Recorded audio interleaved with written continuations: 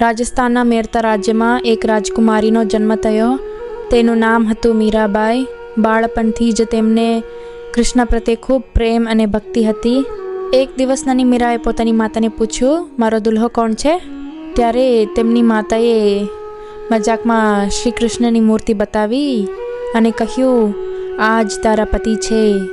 તે દિવસથી મીરાબાઈએ શ્રી કૃષ્ણને પોતાના સર્વસ્વ માની લીધા. મીરાબાઈ મોટી થઈ અને તેમનો લગ્ન ચિત્તોડના રાજકુમાર ભોજરાજ સાથે થયો. પરંતુ લગ્ન પછી પણ મીરાબાઈ ભગવાન કૃષ્ણની ભક્તિમાં લીન રહેતા.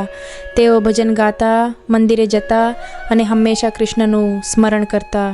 રાજપરિવારના કેટલાક લોકોને આ વાત ગમતી નહોતી. તેમણે મીરાબાઈને ઘણી મુશ્કેલીઓ આપી.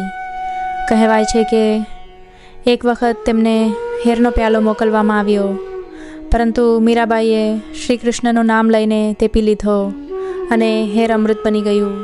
બીજી વાર તેમને ફૂલની ટોપલીમાં સાપ મોકલવામાં આવ્યો, પરંતુ જ્યારે મીરાબાઈએ ટોપલી ખોલી ત્યારે તેમાં સાપના બદલે કૃષ્ણની મૂર્તિ હતી. લોકો આશ્ચર્યચકિત થઈ ગયા. મીરાબાઈએ આખું જીવન કૃષ્ણ ભક્તિમાં વિતાવ્યું. તેમણે ઘણા ભજન લખ્યા, જેમ કે પાયોજી મેનને રામરત્ન ધન પાયો અને મેરે તો ગિરધર ગોપાલ. આજે પણ તેમના ભજન ભક્તિભાવથી ગવાય છે. મીરાબાઈ આપણને શીખવે છે કે સાચી ભક્તિ અને પ્રેમમાં ખૂબ શક્તિ હોય છે.